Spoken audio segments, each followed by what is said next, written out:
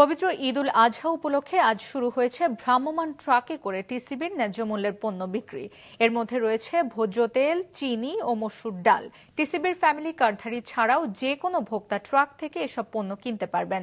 22 মে থেকে 3রা জুন পর্যন্ত এ বিক্রয় কার্যক্রম চলবে। শুক্রবার এবং ছুটির দিনেও বিক্রি হবে পণ্য। কর্তৃপক্ষ জানিয়েছে, ফ্যামিলি স্মার্ট কার্ডধারীদের চেয়ে ট্রাক সেলে দাম কিছুটা বেশি পড়বে, তবে বাজারের চেয়ে অনেকটাই কম। ট্রাকে প্রতি লিটার ভোজ্য তেল 135 টাকা এবং প্রতি কেজি চিনি 85 ও মসুর ডাল 80 টাকা দরে বিক্রি হবে। ঢাকার 50টি স্পট ছাড়াও চট্টগ্রামে 20টি, 6টি বিভাগীয় শহরে 10টি করে ও 56 জেলা শহরে 10টি করে ট্রাকে প্রতিদিন সকাল 10টা থেকে শুরু হয়ে পণ্য শেষ না হওয়া পর্যন্ত বিক্রি কার্যক্রম চলবে। কমে পাইতেছি, ছাড়ে পাইতেছি, মনে করেন 2 টাকা বাড়ছে। এই জন্য আমরা তো বাজারে অত দামে কিনে গরিব মানুষ, আমরা এই পণ্যের লাইনে দাঁড়াই। আমরা যেহেতু বাজারে অনেক প্রচুর দাম, যেহেতু যদি স্বল্প মূল্যে আমরা পাই, এটা তো ভালো। তেল, চিনির ডাল, তেল হলো আমরা 270 টাকা, ডাল হলো 180 টাকা, 2 কেজি 4 কেজি 2 কেজি সরি, আর হলো চিনি 1 কেজি 85 টাকা।